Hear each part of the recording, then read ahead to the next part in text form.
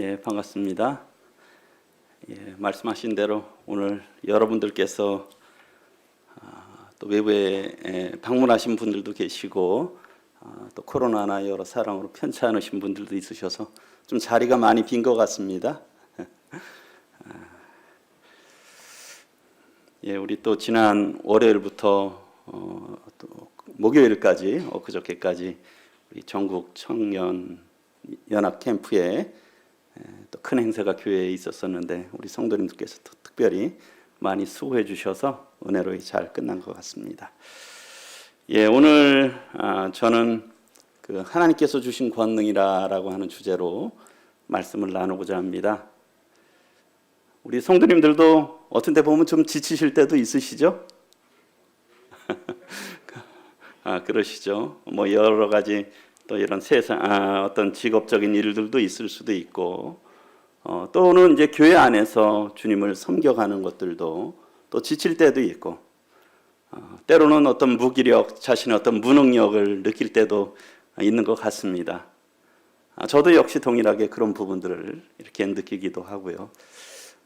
그럴 때면 참 주님께서 왜 이런 무능력한 이런 연약한 자를 또 이렇게 주님을 섬겨가게 하실까 하는 그런 생각들도 들기도 합니다.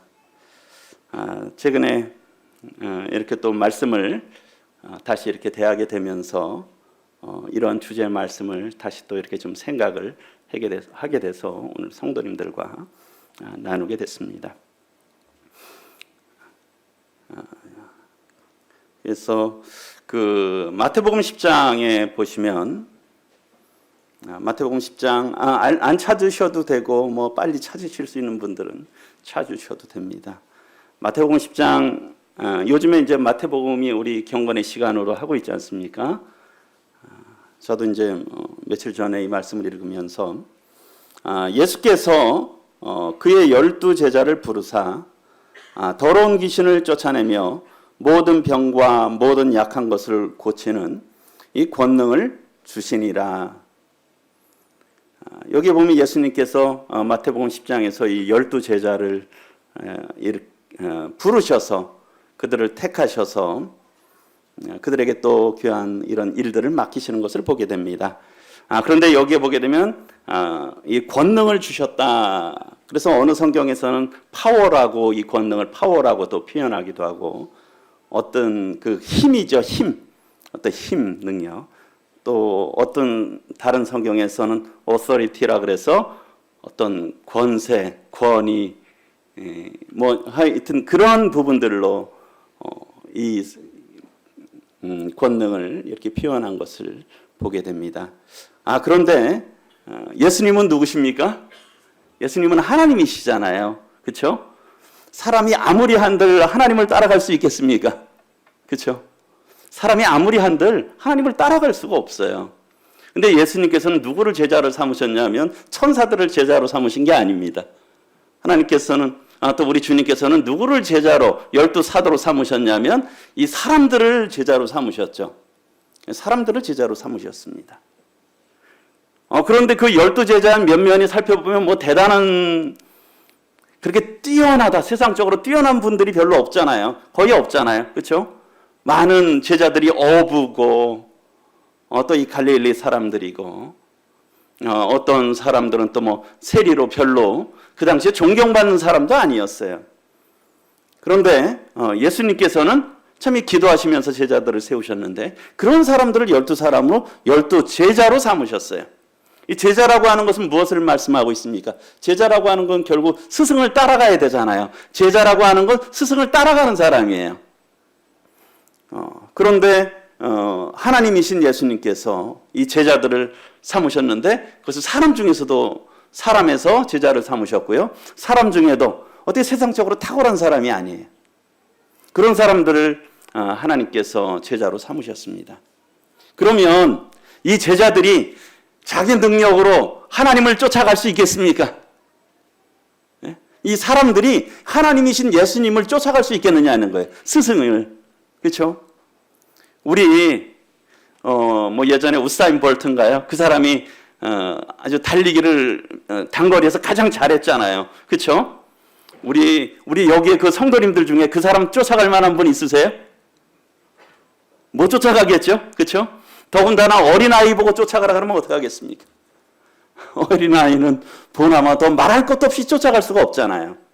하물며 사람들끼리도 어떤 능력이 있으면 그것을 따라간다라고 하는 것, 제자로의 삶을 살아가는 것은 참 쉽지 않은 거예요. 그런데 어떻게 연약한 사람들이 예수님을 따라갈 수 있겠습니까? 하나님이신 예수님을 따라갈 수 있겠어요. 그런데 그 주님께서는 12제자, 그래서 누구의 제자냐면 그의 제자들이라고 했어요. 그의 12제자들. 뭐 다른 사람들의 제자가 아니라 예수님의, 하나님의 12사도를, 이 제자를 부르신 거예요. 하나님께서 특별하신 은혜로 부르셨죠. 그러면서 무엇을 그들에게 맡기셨냐면 더러운 귀신을 쫓아내래요. 그 제자들에게 뭐 특별한 사람들도 아닌데 그들에게 더러운 귀신을 쫓아내야 되고요. 모든 병과 모든 약한 것을 고치라는 거예요.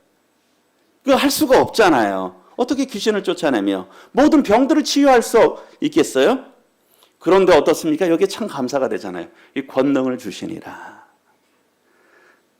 이 세상 종교와 이 기독교에 많은 차이가 있는데요. 세상 종교도 무엇을 선언해라, 뭐 그런 목표점을 다 주는 것 같아요. 추구할 부분은 저기다. 그렇죠? 그렇게 살아라 하는데 어떻습니까? 종교 창시자도 그렇게 못 살고요. 그리고 따라오는 사람들도 그렇게 따라오라고 말은 하는데요. 따라올 힘은 못 줘요. 그렇지 않습니까? 그런데 저희가 믿고 있는 하나님, 이 신앙, 이 기독교에서는 어땠어요? 예수님께서 친히 그 길을 가셨잖아요. 그 길을 가셨을 뿐만 아니라 어떻어요? 그것을 할 수 있는 권능도 주셨다는 거예요. 그것을 할 수 있는 어떤 권세도 주셨고 힘도 주셨다는 거예요. 그렇기 때문에 그 12제자가 할 수 있는 겁니다. 어차피 하나님의 일들은, 하나님의 일은 사람이 어느 누구도 아무리 힘이 있어도 능력이 있어도 지혜가 있어도 할 수 없어요.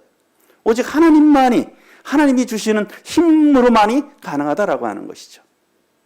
그러면서 12사도의 이름은 이러하니 베드로라 하는 시몬을 비롯하여, 그래서 이런 12명의 제자들이 나오잖아요.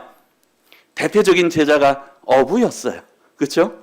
대표적인 제자가 어부였어요. 그 당시에는 뭐 지금도 이것이 참 쉽지 않은 일이고 이 존경받는 일이 그런 직업이 아니잖아요. 많이 배운 사람들이 아니잖아요. 그런 사람들을 쓰셨다라고 하는 것이요. 제가 참 이 말씀을 다시 읽으면서 참 감사가 됐어요. 참 하나님께서 하나님의 일을 맡기실 때는 그에 맞는 힘도 주신다. 권능도 주신다. 그래야 그것을 할 수 있다는 거예요. 저희 능력으로 할 수가 없는 것이죠. 그래서 내가 곧 약할 때 강함이니라. 사도 바울의 고백이. 참 우리가 참 약할 때 하나님의 권능이 우리 가운데 임하는 것을 생각할 때 감사를 드립니다. 그래서 어쨌든 이 권능을 주시는 하나님이라고 하는 것이에요. 그래서 우리가 잘 아시는 대로 사도행전 1장 8절에 보게 되면 오직 성령이 너희에게 임하시면 너희가 여기 역시도 뭡니까? 권능을 받는다라고 말하고 있어요. 여기는 다른 부분에서 주로 파워로 했어요. 힘이 있어야 뭔가를 하잖아요. 그렇죠? 힘이 있어야. 우리 사실은 힘이 있어야 예배당도 오실 수 있잖아요. 그렇죠? 여러 가지로 할 수 있는 것들이 힘이 있어야 무엇인가를 할 수가 있는 것이에요. 그런데 특별히 그 권능인데 무엇이냐면 성령님께서 임하실 때 권능을 받는다는 거예요. 성령님이 하나님이시잖아요. 참 물론 예수님께서 제자로 12를 부르셨을 때도 그들이 나가서 어떤 역사들을 했어요. 그러나 그 후에 제자들의 삶을 보면 어떻습니까? 여전히 연약해요. 그렇지 않습니까? 여전히 연약해요. 베드로도 주님을 부인하고 다른 제자들도 부인하고 도망가고 주님의 부활하신 모습을 본 다음에도 여전히 나는 고기 잡으러 가겠다. 그래서 다른 제자들과 고기 잡으러 가고 이런 연약한 모습들이 있잖아요. 그런데 이 사도행전, 흔히 우리가 성령의 행전이라고 또 다른 표현으로 하는데 너에게 성령이 임하시면 너희가 권능을 받는다라고 하는 거예요. 그래서 내 증인이 되겠다. 온 세상에 내 증인이 되겠다라고 말씀을 하셨죠. 그래서 우리가 잘 아시는 대로 사도행전 2장에서 그 약속의 말씀이 오순절날 그대로 성취가 된 것을 보게 되죠. 그래서 3절에 보면 성령이 어떻습니까? 각 사람 위에, 거의 모인 사람의 각 사람 위에 하나씩 임했다. 각 사람에게, 특별한 사람에게만, 물론 특별하지만 각 사람에게 성령이 다 임했다라고 하는 것입니다. 우리 여기 계신 분들은 성령이 다 임하셨습니까? 예, 다 임하셨잖아요. 그렇죠. 나중에도 말씀드렸지만 우리 가운데 성령이 없다면 그것은 심각한 문제예요. 심각한 문제입니다. 그런데 각 사람 위에게 성령이 임했다는 것입니다. 그런데 성령은 무엇이냐? 권능이라는 것이에요. 파워라는 것이에요.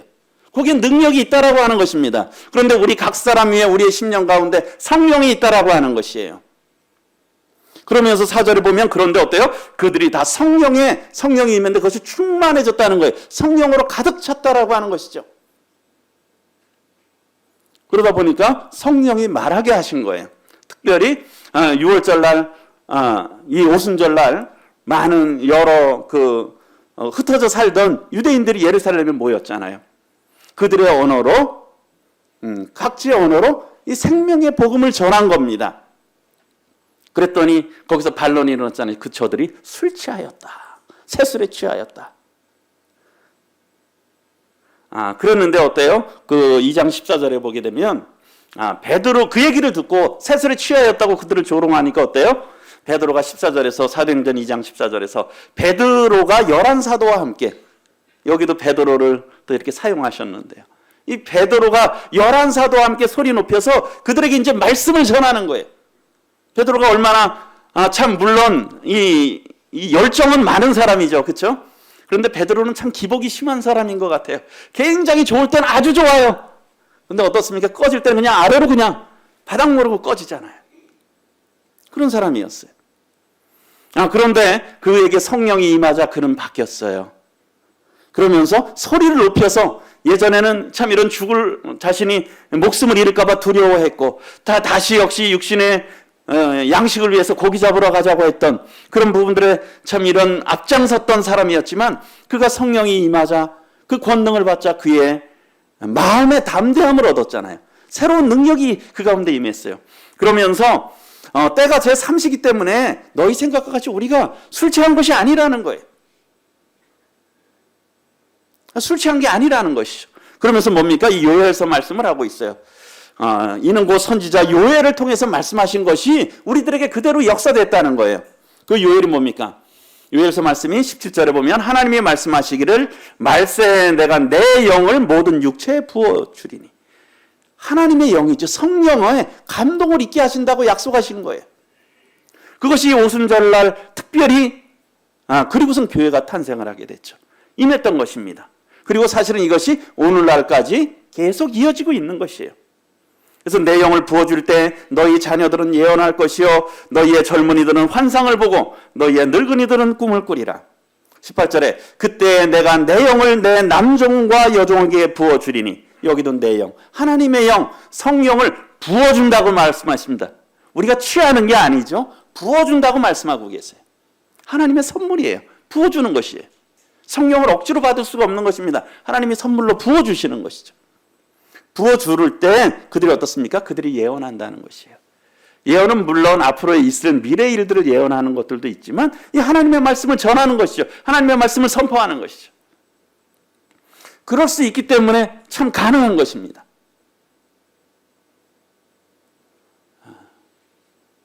저도 또 특별히 이 말씀을 앞두면 마음에 참 답답함이 있어요. 말씀을 언제 전해야 된다 그러면 마음이 참 답답해요. 뭔가를 할 때도 늘 그 생각이 나요. 늘 또 그래서 마음으로도 또 기도를 하죠. 다음번에는 말씀을 잘 전할 수 있을까? 어떤 말씀을 전해야 될까?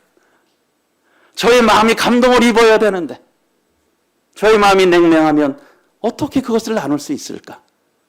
또 어떤 말씀을 잘 풀어서 설명을 해줘야 될까? 하나님께서 그 가운데 역사하셔야 되는데 늘 그런 생각들이 늘 이제 있으면 부담감을 갖죠. 아마 말씀을 전하시는 분들이면 그런 생각을 늘 하실 거예요.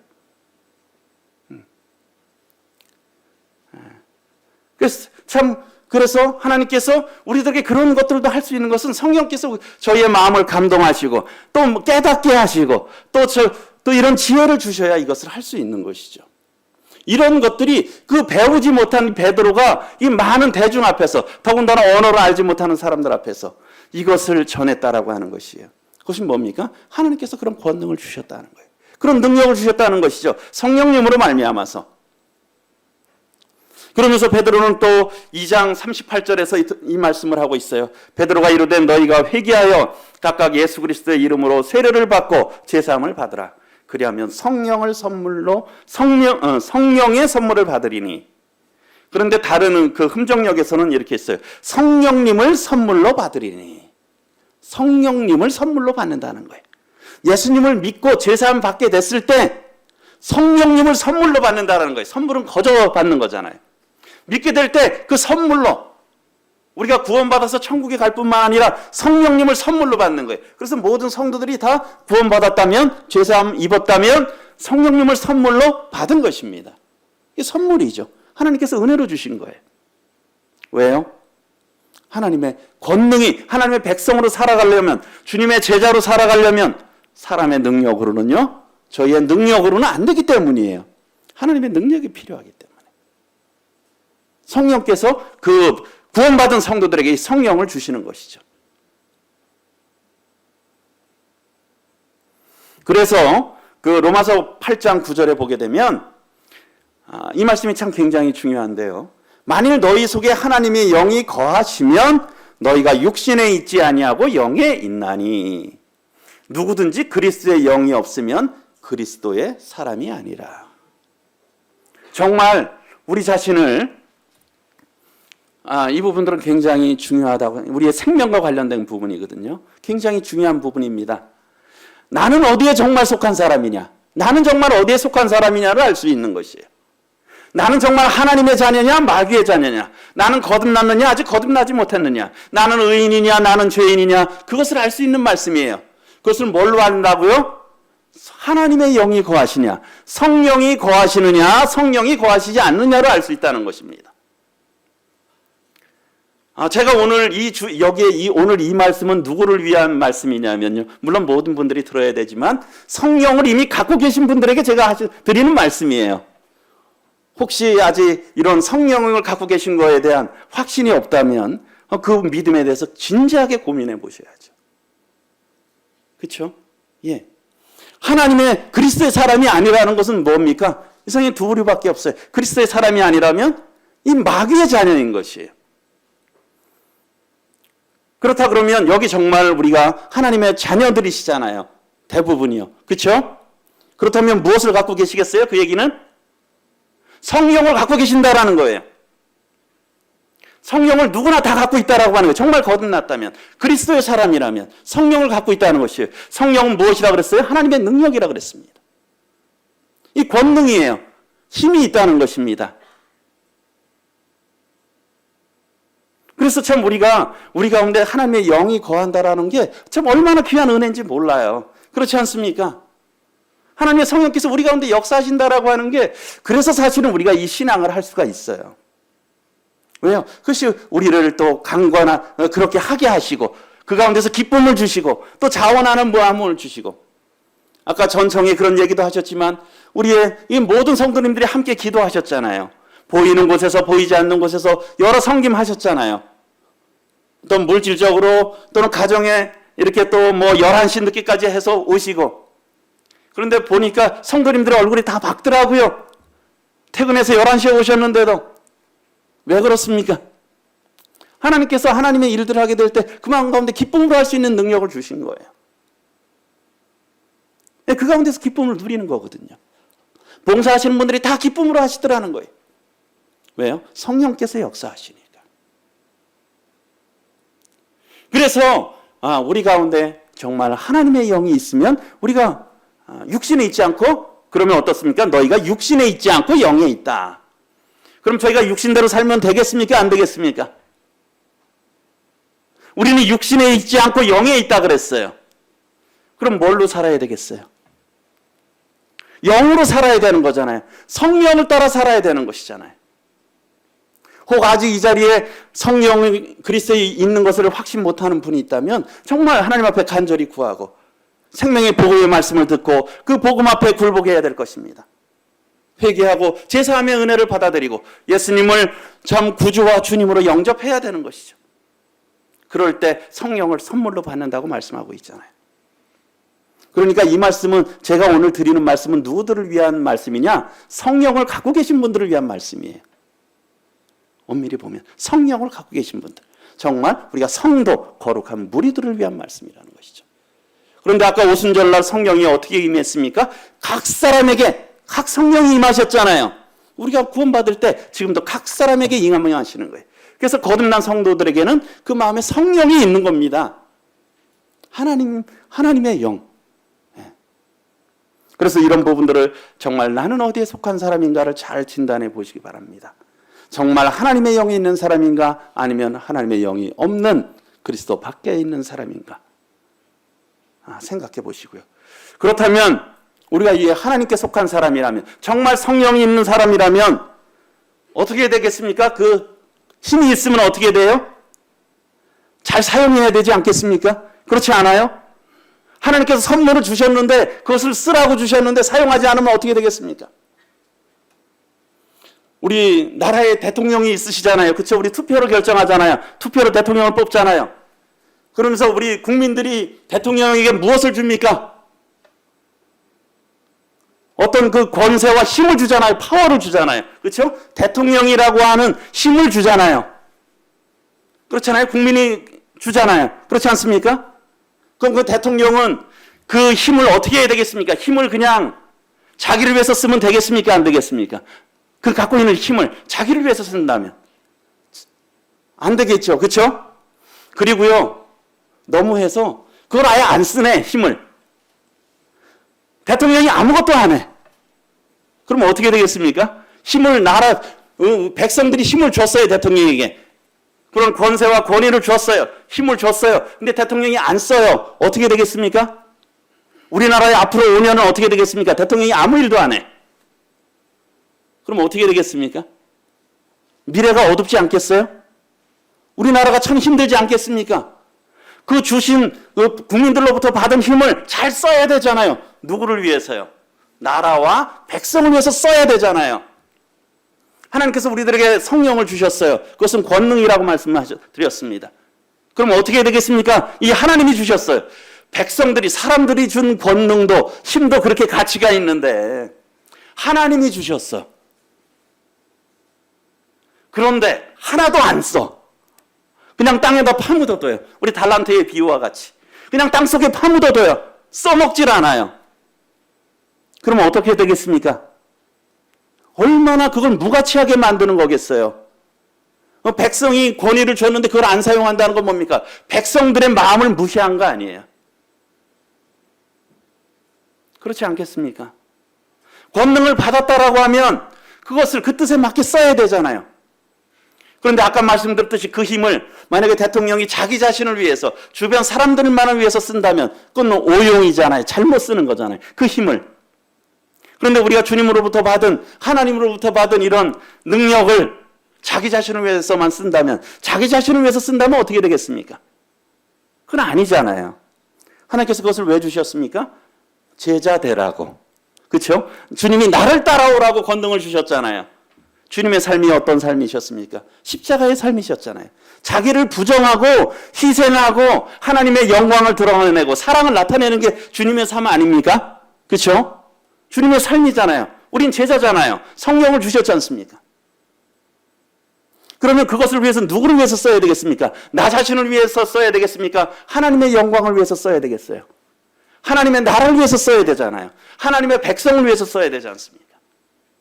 이 성령을 주신 목적이, 또 이 은사의 활용이 무엇입니까? 성도들을 세우고 교회를 세우고 생명의 복음을 전하고, 그래서 주님의 몸된 교회를 세우기 위해서 주신 거잖아요. 이게 하나님의 나라잖아요. 하나님의 나라를 위해서 저희들에게 그런 권능을 주셨다라는 것입니다. 그래서 우리가 주신 권능을 잘 사용해야 돼요. 사용하지 않는다는 건 뭡니까? 그건 직무유기예요. 직무유기. 그렇지 않습니까? 어떤 위치를 주고 힘을 줬는데 안 해. 그럼 그건 뭐라 그래요? 우리가 직무유기라 그러잖아요. 네. 그래서 우리가 이 주신 성령을 잘 사용해야 될 책임이 우리 가운데 있다는 것입니다.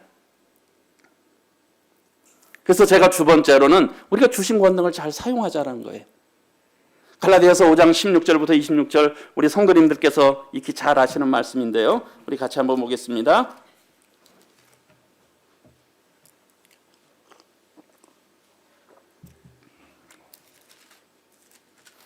5장 16절부터 읽어드리겠습니다. 내가 이르노니 너희는 성령을 따라 행하라. 그리하면 육체의 욕심을 이루지 아니하리라. 육체의 소욕은 성령을 거스리고 성령은 육체를 거스르나니 이 둘이 서로 대적하므로 너희가 원하는 것을 하지 못하게 하려 함이니라. 너희가 만일 성령의 인도하시는 바가 되면 율법 아래에 있지 아니하리라. 육체의 일은 분명하니 곧 음행과 더러운 것과 호색과 우상 숭배와 주술과 원수 맺는 것과 분쟁과 시기와 분냉과 당짓는 것과 분열함과 이단과 투기와 술 취함과 방탕함과 또 그와 같은 것들이라.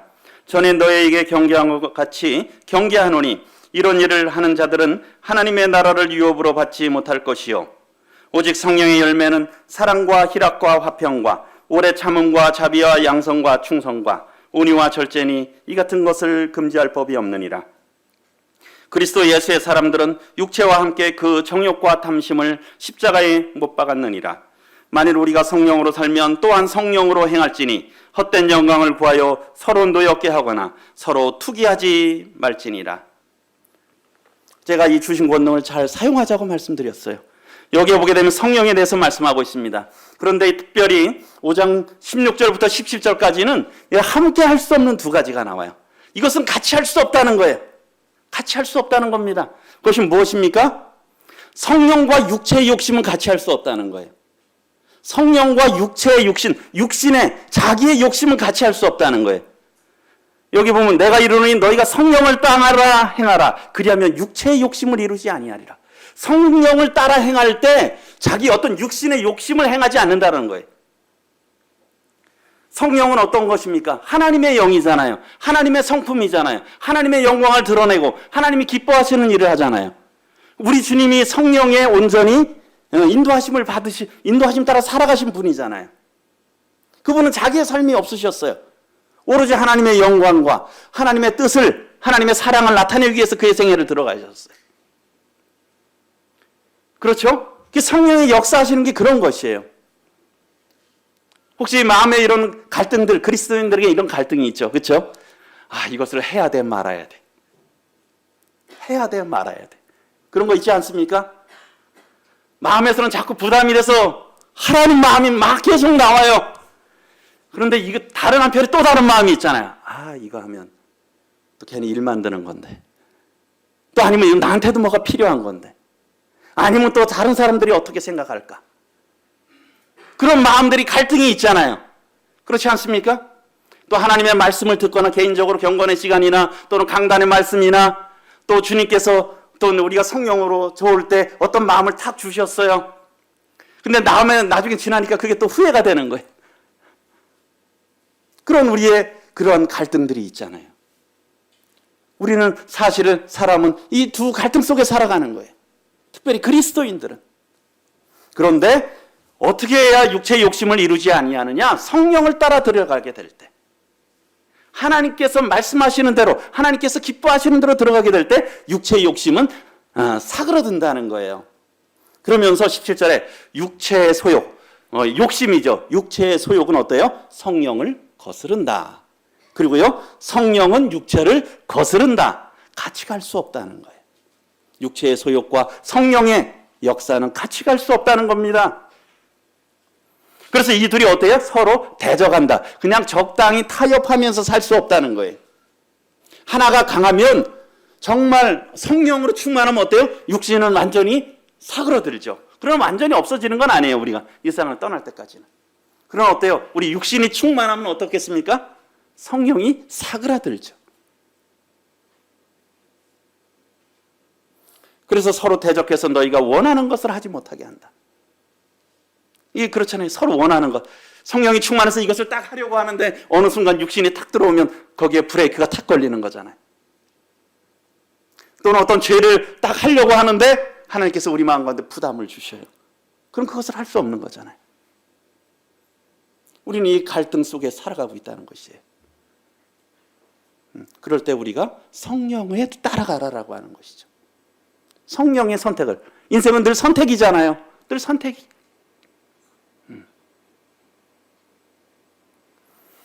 그러면서 19절 이제 그 다음의 부분은 육체의 일과 성령의 열매에 대해서 나오고 있습니다.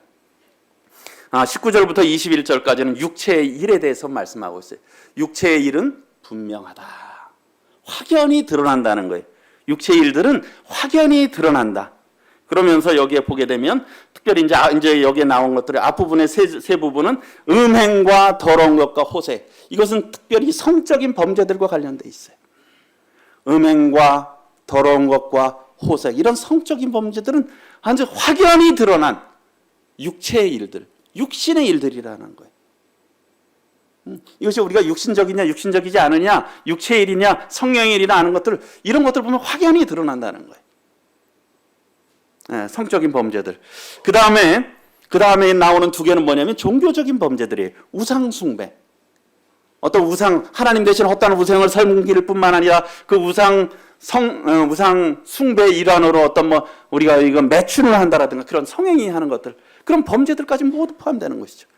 그 다음에 이제 주술. 이 악령을 숭배할 때 이 막 흥분돼야 되잖아요. 그랬을 때 이 어떤 거 황홀할 수 있는 약을 투약하는 그런 행위래요. 우리 마치 환각제 같은 것들이 있잖아요. 예? 마약 성분 같은 것들. 그런 것들을 하는 행위, 투약하는 행위를 주술이라고 말씀하고 있습니다. 이 종교적인 범죄들과 관련된 것이죠. 그리고 나머지 부분들은 이런 사회의 악들이에요. 어떤 원수를 맺는다라든가 분쟁, 시기, 분냄, 당을 지음, 분열, 이단, 투기, 술 취함, 방탕. 이것이 육신의 일에 아주 현저한 것들이라는 것이에요. 그리고 여기에 보면 우리 21절의 하반부에 보면 또 그와 같은 것들이라, 이런 것들 등등등이다 라고 하는 거죠. 이게 그러니까 대표적인 것들이지만 모든 게 아니고 이런 것들이 다 악한 것들이라는 거예요. 이런 육신의 열매고요. 육체의 일이라는 것이에요. 그러면서 이런 일을 하는 자들은 하나님의 나라를 유업으로 받지 못할 것이요. 21절의 하반부에 있는 말씀인데, 이 말씀은 어떤 구원받은 성도가 이런 일을 하게 되면 구원을 잃어버린다라는 의미가 아니라, 이런 가운데 만약에 계속 빠져 있다면, 빠져 있는 사람은 그 사람은 참신자가 아니라는 얘기죠. 계속 빠져 있다면 참신자가 아님을 나타내는 것이라는 거예요. 근데 성도라고 하면서, 믿는다고 하면서 계속 이런 어떤 죄와 방탕에 빠져 있다면, 거기서 헤어나지 못한다면 물론 연약함일 수도 있지만 이런 경우는 그가 참으로 그리스도인이 아니라는 겁니다. 그렇지만 또 하나, 우리 성도들도 이러한 부분에 미혹될 수가 있다는 거예요. 빠질 수가 있다는 거예요. 육체의 일에 빠질 수가 있다는 거예요. 우리들에게 또한 그런 부분들을 경계하고 있는 것이죠. 그 다음에 22절부터 23절까지는 성령의 열매라고 말씀하고 있어요. 특별히 열매는 단수를 사용했습니다. 열매들이라고 하지 않고 열매라고 하는 거예요. 하나가 달리면 그냥 그대로 다 달린다는 거예요. 같이, 개별적으로가 아니라 같이 온다라고 하는 것이에요. 이 성령의 9가지 열매에 대해서 말씀하고 있는데요. 특별히 이제 앞부분에 있는 사랑과 희락과 화평은 우리의 마음과 관련이 되어 있어요. 사람들의 마음, 특별히 성도들의 마음, 하나님으로부터 받은 마음을 말씀하고 있어요. 이 사랑, 하나님의 아가페적인 사랑, 하나님의 마음이잖아요. 하나님의 속성이잖아요. 아들을 주시기까지 어떤 자기 희생적인 사랑, 우리가 고린도전서 13장이나 요한복음 3장에 잘 나타나 있잖아요. 이 사랑, 이것이 이 성도들에게 참 우리 가운데 정도의 차이는 있잖아요. 그리고 우리가 기독교 역사를 보더라도 얼마나 이러한 아가페적인 사랑을 가진 성도들이 참 많았잖아요. 그렇죠? 지금도 있고 그 마음에 이런 사랑이 있다는 거예요. 그리고 어떻습니까? 사랑, 희락이라고 하는 것은 하나님 한 분으로, 그분으로 만족하고 하나님이 하시는 일에 만족한다는 거예요. 그러니까 지금 상황이 좋지 않더라도 하나님이 하시는 일에 모든 선하시기 때문에 거기에 만족한다는 거죠. 그래서 그 가운데서 희락이 있는 거예요. 기쁨이 있는 겁니다. 그 다음에 화평은 하나님과의 화평. 또 다른 그리스도인들과의 어떤 화목된 관계, 화평을 누리고요. 우리가 가정에서도 우리 부부끼리 사이가 화평하지 않으면 마음이 편안합니까? 불안합니까? 뭔가 답답함이 있으시죠? 그렇죠? 우리 성도들 간에도 누구하고 불편한 성도가 있으면 마음에 불편함이 있어요. 그러고 하물며 하나님과 나 사이의 관계가 어떻겠습니까? 하나님과 우리 사이에 화목해야 되잖아요. 화평해야 되죠. 그렇죠? 근데 내가 하나님과 화평하지 못해. 마음이 평안하겠습니까? 평안하지 않겠습니까? 평안하지가 않은 거예요. 그래서 우리가 하나님과 화목하고 하나님과 화평을 누리고 또 가까이 사람들과 성도들과 가족들과 화목하게 될 때 평안하잖아요. 가정이. 우리의 삶이 행복한 거예요. 환경에 관계없이. 그래서 우리가 이런 것을, 이게 성령의 열매라고 하는 거예요. 가장 행복하지 않습니까? 이것을 갖는다면 정말 사랑이 넘치고요, 희락이 넘치고 화평해요. 육선이 집에 가득하고도 다투는 것보다 그냥 여간 채소만 먹으면서 화목한 게 좋다고 잠언에 말씀하고 있잖아요. 그렇죠? 아무리 뭐 고기를 먹고 생선을 먹고 많은 걸 먹으면 뭐예요? 싸우고 다투는데. 그러나 채소를 먹으며 빵 한 조각을 놓고도 참 사랑을 나누고 하는 게 그게 행복한 거 아니에요. 이런 것을 우리들에게 하나님께서 권능으로 주셨다는 것이에요. 우리 나이가 드시고 하면 이렇게 있잖아요. 건강도 안 좋고 하면 이런 부분들만, 우리 건강적인 거, 육신적인 것만 자꾸 생각하면 어떻게 납니까? 점점 짜증만 나는 거예요. 몸은 왜 이렇게 아픈지. 평안과 기쁨이 사라지는 거예요. 그런데 우리가 여기서 평생 살 거 아니잖아요. 영원한 소망을 주셨고 장차 하늘나라로 소망하고 살고 하나님께서 놀라운 소망을 우리에게 주셨고 또 평강을 주시고 이런 부분들을 우리가 깊이 자꾸 묵상하게 될 때 우리 마음에 은혜가 넘치죠. 우리 모치님들도 늘 아름다운 교제로 하시리라고 생각됩니다. 우리 모치님들이 모이셨을 때 늘 하나님께 감사하고 기뻐하고 찬양하고 그런 거로 이렇게 교제를 하면 그 분위기가 굉장히 좋아지잖아요. 그런데 여기가 아프고 저기가 아프고 이게 안 좋고 저게 안 좋고 어느 아들이 마음에 안 들고 어느 딸이 며느리가 마음에 안 들고 그런 걸로 대화가 되면 어떻게 되겠습니까? 그 모임은. 우리 성도들의 모임이 그러면 어떻게 되겠습니까? 교회 이것이 안 좋고 저것이 안 좋고 어떤 성도가 안 좋고 어떤 성도가 또 안 좋고 이게 마음에 안 들고 이것은 사랑과 희락과 화평이 아니잖아요. 성령께서 하시는 것이 아니죠. 우리가 감사하는 말, 찬양하는 말 그런 것들로 가득 채우게 되는 것이죠. 그래서 이것이 우리 마음에 가득할 때 어떻습니까? 여기에 본 오래 참음, 자비, 양선은 이거 다른 사람들에 대한 태도예요. 내 마음에 기쁨이 넘쳐야 오래 참을 수 있지 않아요? 그렇죠? 여기 대부분 부부 생활 하시는 분들 많은데 내 마음이 지금 화가 넘쳐요. 오래 참을 수 있습니까? 남편한테? 대단한 인격들을 갖고 계시네요. 자매님들. 우리 그럼 형제님들은 참으실 수 있습니까? 내 마음에 화가 넘쳐요. 지금 화가 충만해. 불만이 충만해. 그럼 오래 참을 수가 없잖아요. 근데 우리 마음에 평강이 있고 기쁨이 있고 감사가 있을 때 참 이런 우리가 서로 잘못을 해도 그것을 기꺼이 받아들일 수 있는 것이죠. 그래서 오래 참게 되고요. 자비와 양선, 친절하게 되고 또 선을 베풀게 되는 거잖아요. 이것이 다 엮여져 있다는 거예요. 그리고 그러면서 또 우리의 신앙의 그리스도인의 삶의 태도에서 하나님께서 하나님 앞에 우리의 맡은 일에 충성하고 이런 것들이 없이 우리가 일들만 많이 하면 어떻게 되겠습니까? 뭔가 안 좋으면 아유 나 안 할래. 막 그럴 수도 있잖아요. 내 뜻과 안 맞으면. 그럼 우리가 하나님 앞에서 살아가고 우리 마음에 은혜와 기쁨이 충만할 때 우리가 모든 일에 충성할 수 있는 거잖아요. 그리고 온유하고 이 낮은 자세를 취할 수 있고 또 여러 것들을 절제할 수 있는 것이라고 하는 것이. 이것이 하나님께서 우리들에게 주신 축복이라는 것이에요. 권능이라는 것이죠. 성령님으로 말미암는다라고 하는 것입니다. 그래서 마지막 부분에 우리가 성령으로 행하라라고 말씀하고 있는 겁니다. 24절에 그리스도 예수의 사람들은 육체와 함께 그 정욕과 탐심을 십자가에 못 박았느니라. 그리스도 예수의 사람들. 여기 다 그리스도 예수의 사람들 아니십니까?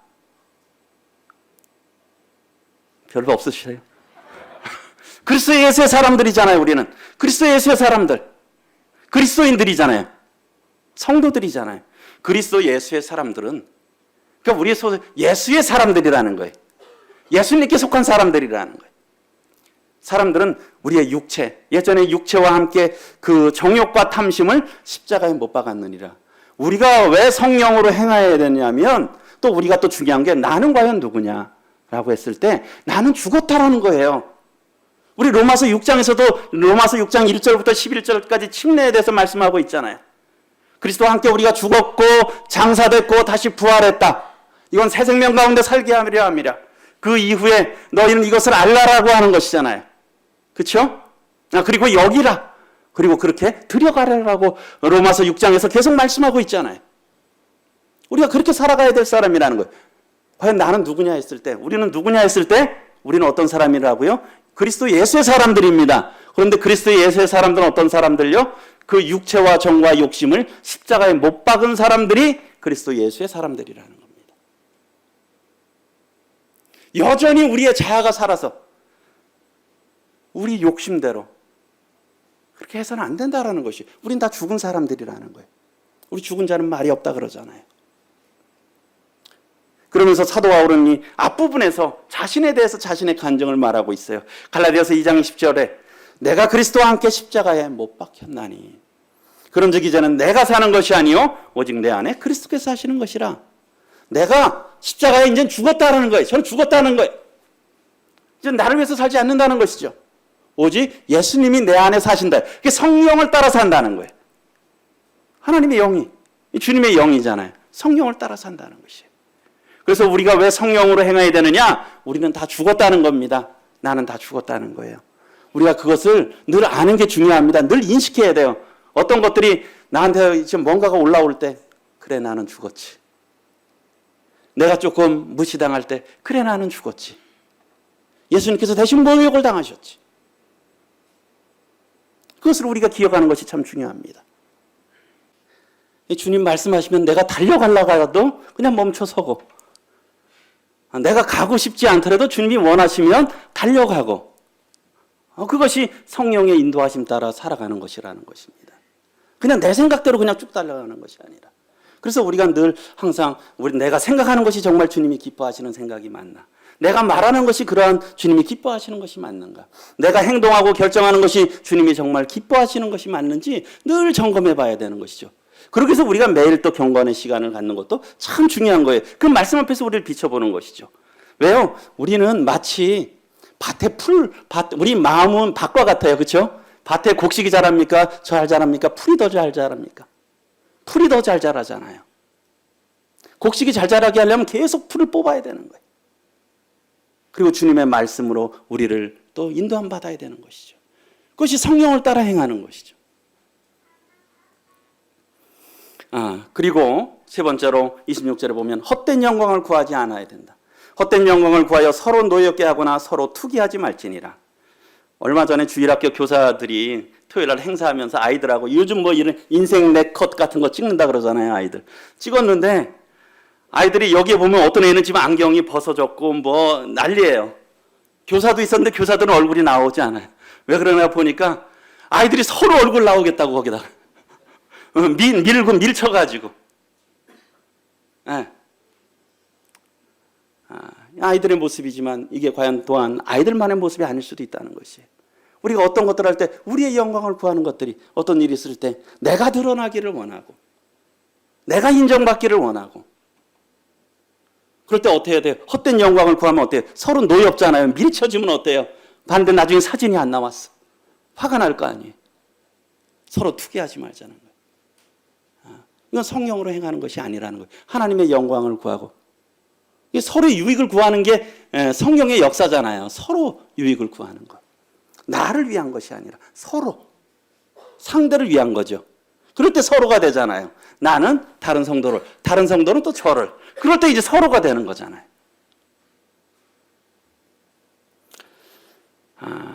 인디언 그 격언에 이런 격언이 있대요. 인디언 추장이 손자에게 얘기를 했습니다. 자신의 내면에 아주 늘 싸움이 있대요. 그러면서 그 추장이 너한테도 아마 이런 싸움이 있을 거다라고 했어요.